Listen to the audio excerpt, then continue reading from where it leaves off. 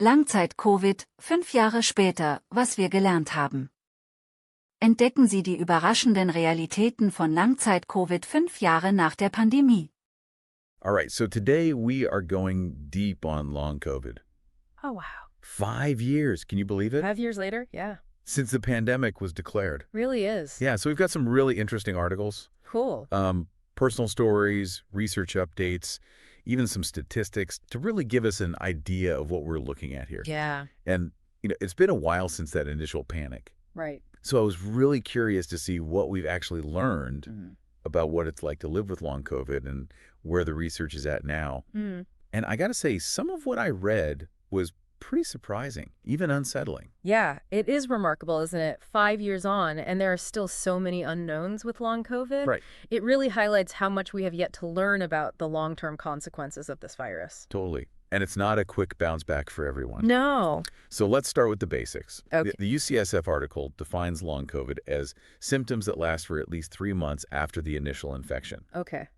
But here's the thing. It's not just a cold that hangs on. We're talking over 200 documented symptoms, according to this UCSF article. And the CDC backs this up in a Yahoo News piece. Yeah. It just shows how different it can be from person to person. Absolutely.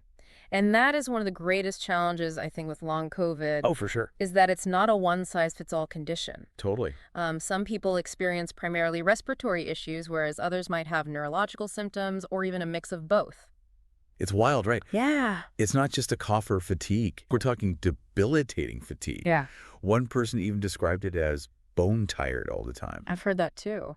Can you imagine just feeling drained no matter how much you rest? Oh, gosh. And then there's brain fog, which just sounds awful. One person said it was like wading through shoulder-high mud. Oh, my gosh. I mean, that's some serious cognitive impairment. It is. And that's one of the things that I find most fascinating about long COVID research, trying to understand the mechanisms behind these really diverse symptoms.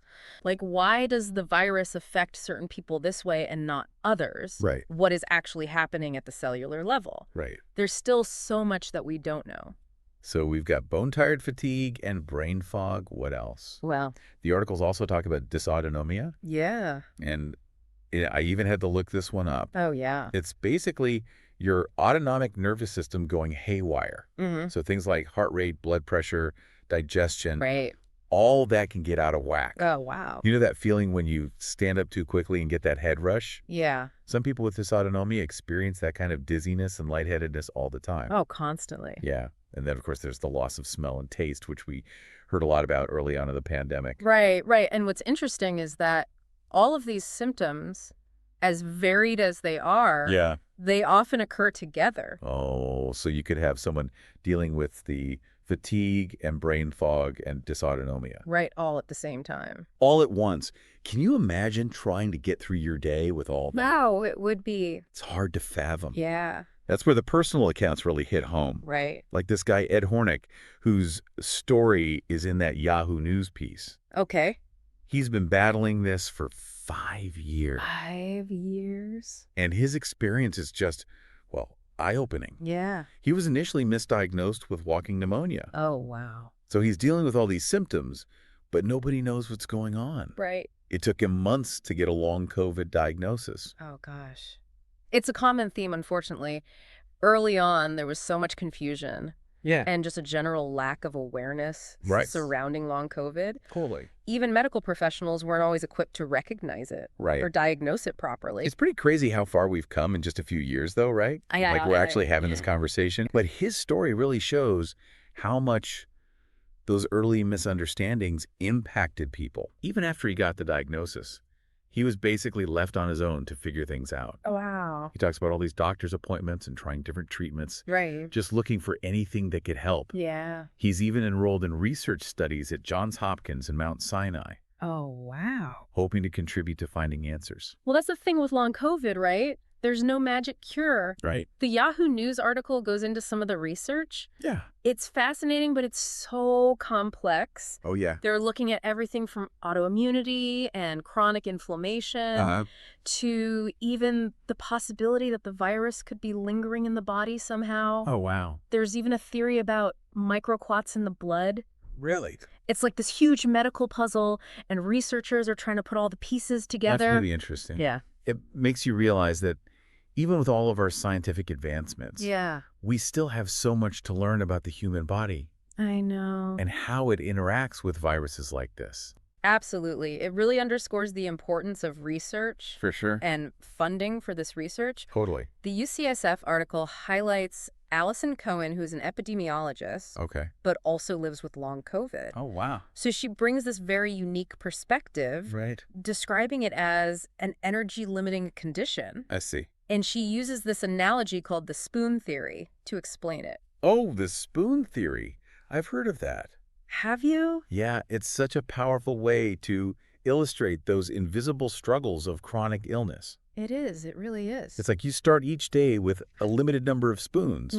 Representing your energy. And every activity, even simple ones like getting dressed or making a meal, costs you a spoon. People with long COVID just have far fewer spoons to begin with. So they have to be really careful about how they spend their energy each day. It puts things into perspective. Doesn't it? Yeah. Like you can look fine on the outside. But internally you're just struggling. Yeah, you're struggling to manage your energy and cope with these really debilitating symptoms. And Cohen brings up another really important point. Okay. Every time you get reinfected with COVID, it's another roll of the dice. Oh, gosh. You could end up with more severe long COVID or develop new symptoms altogether. It's a scary thought. Yeah. Especially with new variants constantly emerging. Totally. She mentions that she takes a lot of precautions to try to avoid getting reinfected. Oh, wow. Which, of course, impacts her social life and activities. Yeah, I bet. It's a reminder that even as the pandemic fades from the headlines, this risk of long COVID is still very real. Yeah, for so many people. Yeah. And it's even more challenging because there are still no federally approved treatments for long COVID. Cohen mentions this in the UCSF article, and it's kind of a bummer. It is, but despite the lack of a quick fix, research is advancing, and that's encouraging. Studies like the ones that Mr. Hornick is involved in are crucial for really understanding the underlying mechanisms of long COVID. And hopefully coming up with some effective treatments. Okay, so speaking of understanding the scope of this whole thing, our long COVID in America source has some really shocking statistics. Okay, let's hear it. Get this. 1 in 5 U.S. adults have experienced long COVID at some point. Wow, that really highlights the massive scale of this issue. Yeah, and even though the percentage of people currently experiencing long COVID is declining, it's still millions of individuals dealing with these long-term effects. Millions. It's easy to get lost in the numbers. Yeah. But each one represents a person. Exactly. Like Hornick or Cohen. Yeah. Someone facing daily challenges, trying to manage their symptoms. Navigating a healthcare system that is still trying to catch up. And the impact is beyond individuals. You know, it affects workplaces. Oh, for sure. Families, communities. Totally. The source points out that long COVID is contributing to labor shortages and increased healthcare costs. That makes sense. It's really a public health crisis with huge consequences. So we've talked about the symptoms and personal stories. The research and the sheer size of the problem. But here's what I keep coming back to. What's that? What can we, as individuals and as a society, do to support those living with long COVID? Especially considering there's still so much that we don't know and treatments are limited. Yeah, that's the big question, isn't it? Like, what can we do? Yeah. It's something that Allison Cohen, you know, that epidemiologist we were talking about, who also has long COVID. She really grapples with this in the UCSF article. Yeah, she talks about the need for a collective effort to reduce the risk of reinfection. Yes. For everybody, not just those who already have it. Exactly. It's those things we all got used to during the pandemic, like masking up in crowded places and staying home when we're sick. They might seem like old news now, but they can make a real difference in preventing new cases. Absolutely. And I think it's also about kind of shifting our mindset a little bit. You know, recognizing that long COVID is real. And it's serious. It's not made up. It's not something people just made up, It's about really fostering empathy and understanding for those who are struggling. Even just checking in on friends or family or colleagues who might be dealing with long COVID. Offering support, like helping with errands, childcare, even just listening. Those things can be so meaningful. Absolutely. And on a larger scale, we need to be advocating for more research funding. Yes. Better access to specialized care for these patients. For sure. And policies that protect people with long COVID in the workplace and in healthcare settings. It's a good reminder that this isn't just about individuals. Right. It's about our communities and society as a whole. Exactly. The ripple effects of long COVID are being felt everywhere. Yeah. And if we don't address this, the economic and social consequences are just going to get worse. I think what's most important is that we approach this with hope. Yes. And a willingness to learn and adapt as we go. I agree. It's complex, but we're making progress. We are. We've definitely uncovered some heavy stuff in this deep dive. Yeah. But the research is moving forward. Right. There are more resources available now than there were even a year ago. That's true. And there's a growing community of people with long COVID who are sharing their experiences and supporting each other and advocating for change. Yeah, it's a marathon, not a sprint. Totally. But by staying informed and engaged and working together, we can create a future where long COVID is better understood, better managed, and hopefully one day preventable. I love that. Me too. That's it for our deep dive into long COVID.